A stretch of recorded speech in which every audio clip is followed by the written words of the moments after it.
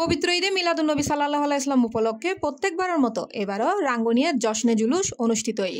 এই আয়োজন করে আঞ্জুমানে রহমানিয়া, মইনিয়া মাইজভান্ডারিয়া, মইনিয়া যুব ফোরাম এবং মইনিয়া উলামা মাশায়েখ ফোরাম রাঙ্গুনিয়া শাখা।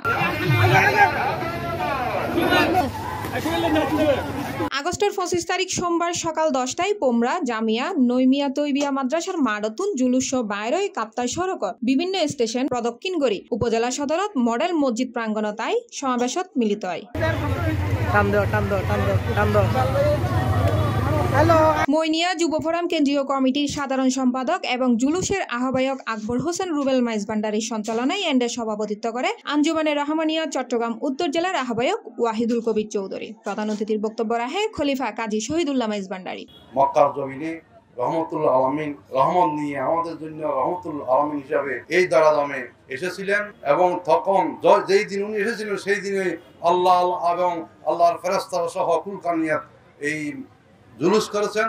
সেই ধারাবাহিকতায় আমরাও জুলুস করছি।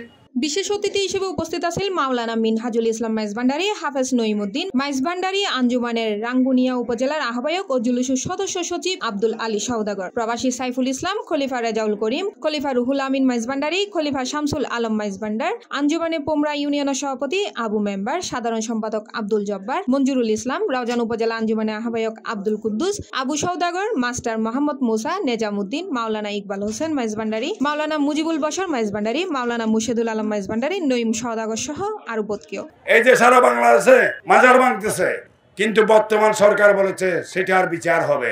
বিচার কখনো হবে? আপনি মারা গেলে হবে।